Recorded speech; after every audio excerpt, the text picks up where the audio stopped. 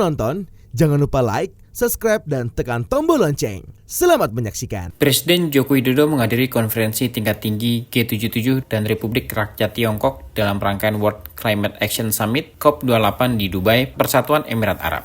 Dalam pidatonya, Presiden mengatakan bahwa COP28 merupakan salah satu wadah untuk memperkuat implementasi dalam melakukan aksi nyata dalam penanganan perubahan iklim. Untuk itu, Presiden menyatakan dukungan Indonesia terhadap G77 dan RRT, serta turut mengajak semua pihak untuk melakukan aksi bersama.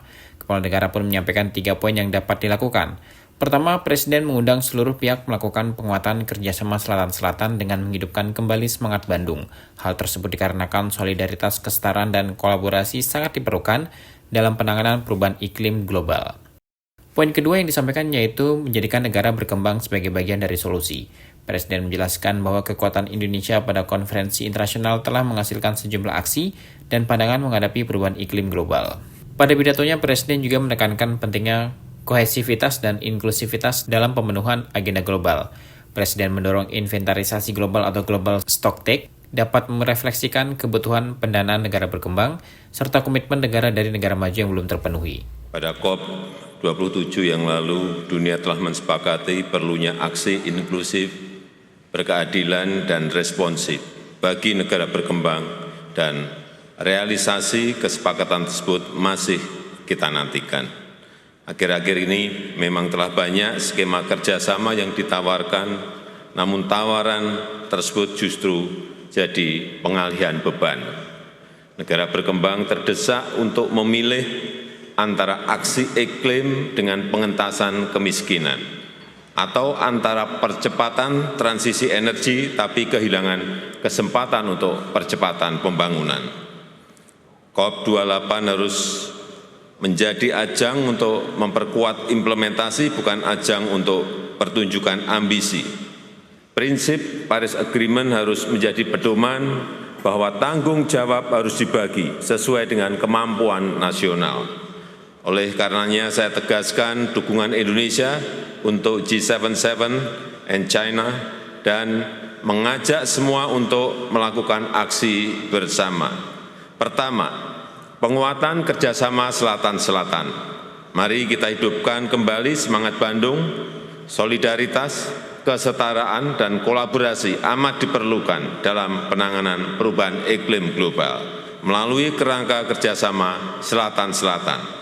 Indonesia telah memberikan pelatihan penanganan iklim untuk kawasan Afrika, Asia Selatan, Amerika Latin, Karibia, dan Pasifik. Yang kedua, negara berkembang sebagai bagian dari solusi. Indonesia telah menginisiasi perwujudan ekosistem pendanaan transisi. Keketuaan Indonesia di ASEAN telah mewujudkan taksonomi ASEAN. Presidensi G20 Indonesia membentuk skema pembiayaan campuran dan platform negara, dan Bursa Karbon Indonesia juga sudah beroperasi sejak September yang lalu. Kami mendorong negara berkembang lainnya to lead by example, serta menciptakan mekanisme pengelolaan yang kredibel dan profesional. Yang ketiga, pentingnya kohesivitas dan inklusivitas.